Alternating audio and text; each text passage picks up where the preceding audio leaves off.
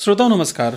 गर्मी के मौसम में हम कहीं भी रहें, कुछ भी खाएं, कुछ भी पिएं, हमें एक बार सोचना पड़ता है क्योंकि जब गर्मी बहुत पड़ती है, लू चलती है, अगर हमने भूख से थोड़ा सा भी ज़्यादा खा लिया, पेट खराब हो सकता है, बहुत सारी बीमारियां हो सकती हैं और अक्सर अगर खाने में देर अबेर हो जाए तो डायरिया भी हो जाता है और भी तरह की बीमारियां हो जाती हैं। और अभी बारिश आने वाली है, बारिश में भी बहुत जल्दी बहुत सी बीमारियां पैदा होती हैं। ऐसे में अपनी सेहत का ख्याल कैसे रखें, इस विषय पर बात करने के लिए हमने वरिष्ठ चिकित्सक डॉक्टर गौरव गंगवार जी को आमंत्रित किया है। डॉक्टर साहब आपका स्वागत है। नमस्कार। नमस्कार। डॉक्टर साहब ये बताएं, जो आजकल गर्मी पड़ रही है, 45 डिग्री टेम्परेचर, ऐसे में बहुत जल्दी तबीयत खराब हो जाती है, तो गर्मियों में किन चीज़ों का विशेष ध्यान रखना चाहिए? देखिए, सबसे पहली बात तो भोजन ही अच्छे स्वास्थ्य का कारक है जी। अगर कोई भी इंसान को स्वस्थ रहना है तो उसके लिए अच्छा भोजन बहुत ज़रूरी है। अब भोजन भी मौसम के हिसाब से हमें बदलता रहता है। जब गर्मी आती है तो हमें ऐसे पदार्थ खाने चाहिए जिनको हजम करने के लिए शरीर को ज़्यादा मेहनत ना करनी पड़े, क्योंकि हमारा शरीर की ज़्यादातर मेहनत शरीर को ठंडा रखने में स्वयं शरीर करता है। जी। तो ऐसे टाइम पे हमें वो चीज़ें ज़्यादा खानी चाहिए जिसमें पानी ज़्यादा है, जिसमें नेचुरल मिनरल्स ज़्यादा है, नेचुरल विटामिन ज़्यादा है। जैसे फलदार ऐसे फल जैसे तरबूजा हो गया, खरबूजा हो गया, और विशेष आड़ू हैं, संतरे हैं, इस तरह के फल जिनसे शरीर को सभी प्रकार के मिनरल्स और पानी मिल जाता है।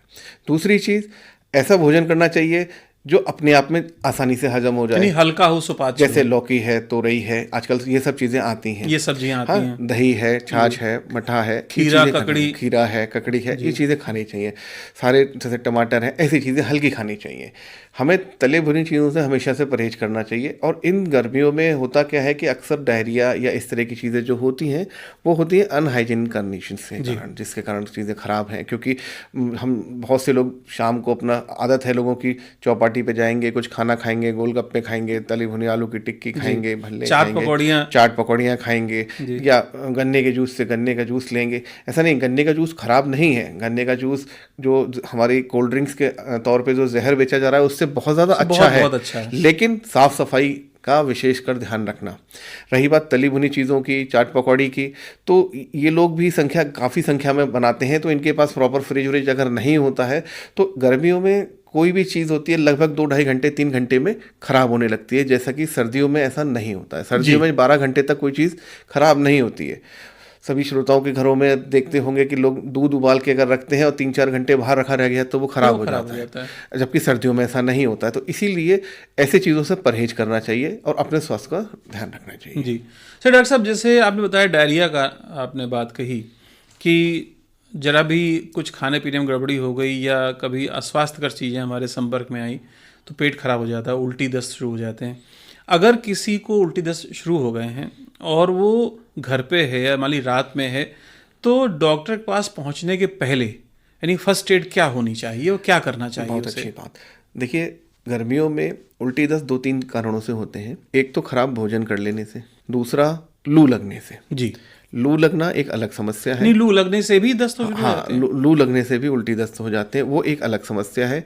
खराब भोजन एक अलग समस्या है, लेकिन दोनों का कारण भी छोटा सा बहुत जल्दी से हम डिस्कस कर लेते हैं। लू लगने में क्या होता है कि बॉडी का जो थर्मोस्टेट मैकेनिज्म है, शरीर को ठंडा रखने की प्रणाली है, जो दिमाग नियंत्रित करता है, जो हमारे जो पसीने की ग्रंथियां हैं जिससे वो नियंत्रित होती हैं, वो लू लगने से इम्बैलेंस में आ जाता है। तो हमारा शरीर अपने आप को ठंडा नहीं रख पाता है, वो उसका तापमान बढ़ने लगता है, गर्म हो जाता है, जिसके कारण दिमाग में कई प्रकार के तरंगे उठते हैं, जिसमें उल्टी भी आने लगती है और भी चीज़ें आने लगती हैं। अब आई बात की है जो खराब भोजन करने से होते हैं, जिसमें उल्टी, उसका कारण उल्टी दस्त अगर हो रहे हैं तो सबसे पहले तो, अगर उल्टी हो रही है, सबसे पहले तो सादा पानी नहीं देना चाहिए। सादा पानी अगर लोग पीते हैं क्योंकि प्यास लगती है, पानी की कमी होती है, तो उससे और उल्टी होती है। तो ऐसे में शरीर में विशेष प्रकार के नमकों की, सोडियम की, क्लोराइड की, पोटेशियम की, मैग्नीशियम की, इनकी कमी होने लगती है। तो ऐसे सबसे अच्छी जो चीज़ घर में मिलती है वो होता है हमारे घर में सफ़ेद नमक, यानी 1 चुटकी नमक 1 गिलास पानी में 1 चम्मच चीनी के संग देना चाहिए, जिसको हम जीवन रक्षक घोल कहते हैं। जी। और अगर प्राथमिक, जब से कोविड आया है लोगों में काफ़ी जागरूकता आई है जी, तो घरों में ORS रखने लगे हैं। तो ORS अगर है तो सबसे अच्छा चीज़ ORS है। अगर वो भी नहीं है, नमक चीनी है नहीं है, अगर कोई फल देना चाहते हैं तो नारियल का पानी बेस्ट है, तो लोगों को नारियल पानी पीना चाहिए। इस ऐसे में सादा पानी पीने से ज़्यादा उल्टी होने के चांस रहते हैं। इसीलिए अगर दस्त है, कुछ नहीं करें तो थोड़ा सा दही, भोजन में दही लें, जी। खिचड़ी लें और नमक चीनी का घोल लें। जो हल्का खाना है वो खाएं। जब तक कोई बुखार या कोई चीज़ नहीं है। असलियत में एक तरीके से दस्त या डायरिया का यही इलाज भी है ना। आजकल डॉक्टर्स जरूर हैं, हम जाते हैं तो सीधे जाते हैं, वो एंटीबायोटिक्स लिख देते हैं, सारी चीज़ लिख देते हैं, कुछ ना कुछ दवा दे ही देंगे। लेते हैं। लेकिन असलियत में एक दस्त का या डायरिया का शुरुआती इलाज यही है कि शरीर, क्योंकि आपकी प्रतिरोधक क्षमता अपने आप से उस पर काबू कर लेती है और हम मरीज को पानी की कमी और विभिन्न प्रकार के लवणों की जो कमी होने जा रही है उसको पूरा करें। डॉक्टर साहब ने लू की बात कही कि जो हमारा शरीर का सिस्टम बिगड़ जाता है और गर्मी को वो मेंटेन नहीं कर पाता है। तो लू से एक तो बचाव है कि हम ना निकलें, अगर किसी को लू लग गई है तो उस समय क्या करना चाहिए? देखिए, लू लगना एक बहुत ही गंभीर समस्या है और इसका इलाज घर पे नहीं हो सकता जी। अगर घर पे इलाज करने की कोशिश करी जाती है तो बहुत चांसेस रहते हैं कि मरीज की हालत ज़्यादा खराब हो जाए या मृत्यु भी हो जाए। अगर लू लगने जैसी समस्या है, जैसे बहुत तेज बुखार हो गया है, शरीर का तापमान बढ़ता जा रहा है, उल्टी हो रही हैं काफ़ी, तो ऐसे में तुरंत ही नज़दीकी स्वास्थ्य रक्षा केंद्र पे पहुँचें, चाहे सरकारी स्वास्थ्य रक्षा केंद्र पे पहुँचें, प्राइवेट में पहुँचें, जैसी जिसकी कोई भी अस्पताल हो वहाँ कहीं भी पहुँचें, वहाँ जाके अपना इलाज अच्छे से कराएं जी। क्योंकि ऐसे टाइम पे शरीर को ठंडा रखने के लिए भी जरूरत पड़ती है। अगर हम नहीं जा पा रहे हैं तो तब तक के लिए उस मरीज को एयर कंडीशन रूम में रखा जाए, तरल पदार्थ दिए जाए। अगर वो उल्टी हो रही है तो उल्टी रोकने की दवाएं जो नस से दी जाती हैं, आईवी दी जाए, वो दी जाएं, आईवी फ्लूइड्स दिए जाएं। उसके अलावा भी उसका और समस्या रहेगी। तो डॉक्टर साहब, जैसे गर्मी का इसमें चरम प्रकोप है जी, इससे कुछ दिन बाद बारिश शुरू होगी, बिल्कुल, तो उसमें उमस और गर्मी और बढ़ जाती है। ऐसे में और बहुत सी बीमारियां पैदा होती हैं, मच्छर भी पैदा हो जाते हैं। तो ऐसे हमें क्या सावधानी बरतनी चाहिए? हमारे बहुत सारे किसान भाई, हमारे श्रमिक भाई हैं जो जिन्हें बाहर काम करना पड़ता है, निकलना पड़ता है और बाहर सोना भी पड़ता है। बिल्कुल। तो उनसे बचाव के लिए क्या क्या उपाय करने चाहिए? देखिए, सबसे पहली बात, अगर कोई इंसान इतनी गर्मियों में बाहर निकल रहा है तो उसे पूरे आस्तीन के कपड़े पहनने चाहिए, हल्के रंग के जी। सफ़ेद हो गया, हल्का नीला हो गया, इस रंग के पूरे आस्तीन के कपड़े पहनने चाहिए। अपना सर और अपना गर्दन, चेहरा स्वापी से, गमछे से जरूर ढक के चलना चाहिए। सीधे धूप के ये कांटेक्ट में ना आए। चीज़ें धूप के कांटेक्ट में ना आए और इससे शरीर का तापमान भी कम रहता है क्योंकि हमारे शरीर से जो निकलने वाला पसीना है वो उतनी तेज़ी से नहीं निकल पाता, तो एक ये भी रहता है और शरीर भी ठंडा रहता है। तो पहली चीज़ तो ये है। अब दूसरी बात, बारिश आनी है तो बारिश का टाइम पे टाइफाइड जैसी बीमारियां हैं, मलेरिया जैसी बीमारियां हैं, ये भी काफ़ी फैलने लगती हैं क्योंकि पानी इकट्ठा होने लगता है, पानी का निकासी नहीं है। तो इन चीज़ों को विशेष ध्यान रखें। सबसे पहली चीज़ तो भोजन की जो ध्यान रखना ही है कि बाहर का भोजन बचना है हमें खाने से। साफ, हमें हल्का ताज़ा घर का बना खाना खाना है, या कोई अगर बाहर का खाना खा ही रहे तो ऐसी जगह खाएं जहाँ पर सामने से साफ बन रहा हो, ताज़ा बन रहा हो, कोई रखा हुआ खाना नहीं खाना है। कटे हुए सड़कों पे जो फल मिलते हैं वो नहीं खाने हैं। इन चीज़ों को विशेष ध्यान रखें। तीसरी चीज़, अगर पानी जहाँ इकट्ठा हो रहा है तो उस पानी को इकट्ठा होने से बचें क्योंकि जैसा कि हम लोग देखते हैं कि हर साल 2 साल में डेंगू जैसी बीमारी आ जाती है जो कि जाने ही कितने लोगों को अपने मौत के मुंह में ले जाती है। तो ऐसी चीज़ों के लिए मच्छरों को पलने से रोकें।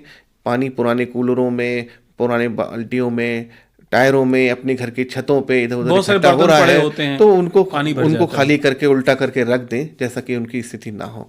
अच्छे फुल आस्तीन के कपड़े पहने और ऑल आउट ओडोमॉस अगर ऐसी चीज़ें नहीं हैं तो कहीं भी हो कम से कम एक मच्छरदानी का इस्तेमाल करें। इन चीज़ों से बचे रहेंगे।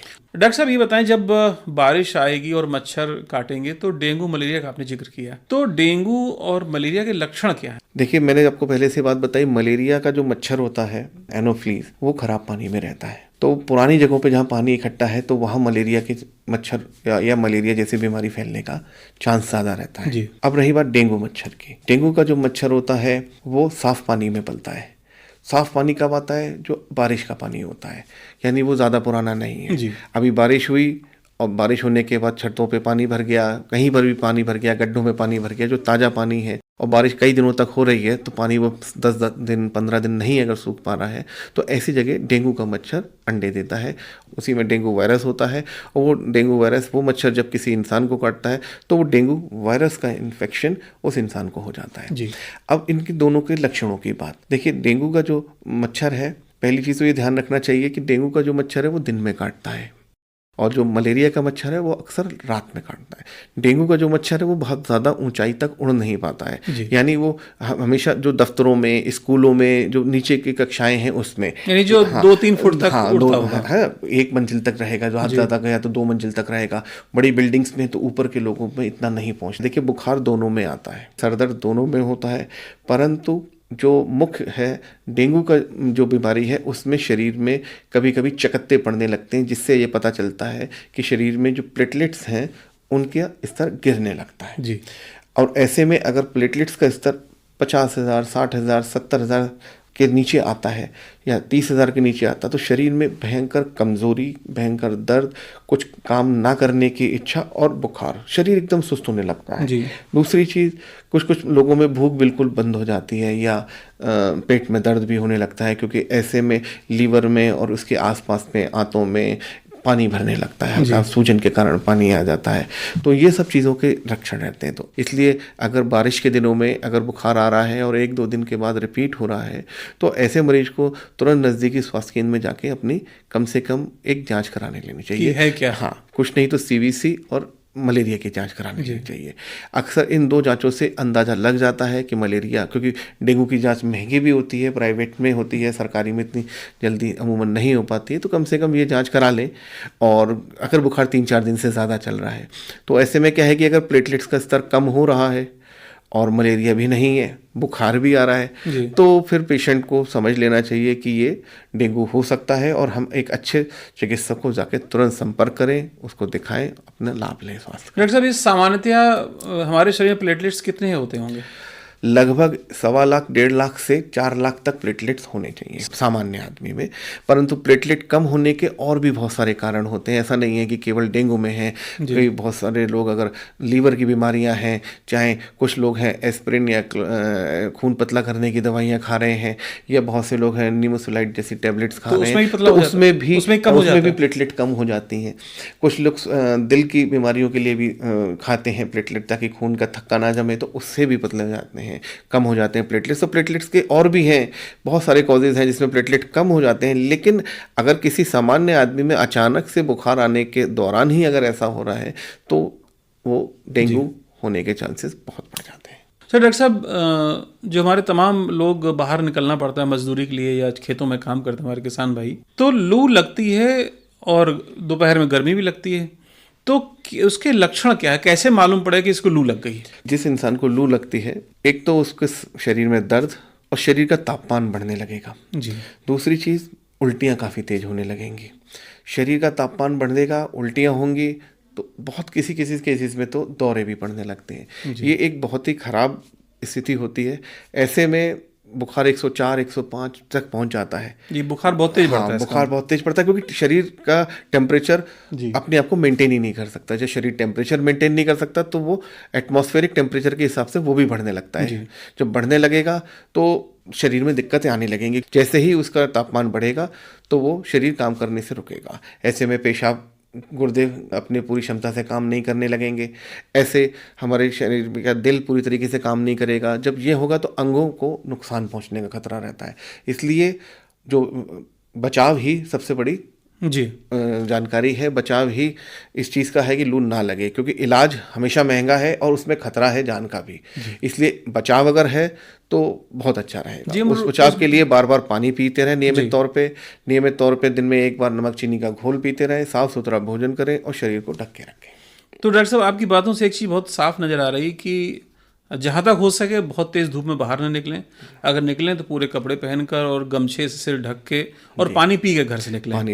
और खाने पीने विशेष ध्यान देना है, बिल्कुल हल्का ताजा, हो सके तो अपना घर से पानी लेके भी निकलें, साथ में पानी रहे और वही पानी जो साफ पानी है और उसको ढक के रखें। और तो श्रोताओं, देखा आपने कि डॉक्टर ने बताया जो बड़ी महत्वपूर्ण बातें हैं, बड़ी मौलिक बातें हैं। अगर उन पर ध्यान देते हैं तो हम पहले तो बीमार होंगे नहीं, और अगर बीमार हो भी गए तो वो भी डॉक्टर ने बताया कि कैसे हमें अपने खान पान से ठीक रखना है। और अगर ज़्यादा स्थिति खराब होती है अपने नज़दीकी चिकित्सक के पास जाएं, अस्पताल जाएं, जिससे कि आपका जीवन बच सके और आपका स्वास्थ्य ठीक हो सके। डॉक्टर साहब ने विस्तार से बातें बताई, आपका बहुत बहुत धन्यवाद। नमस्कार साहब।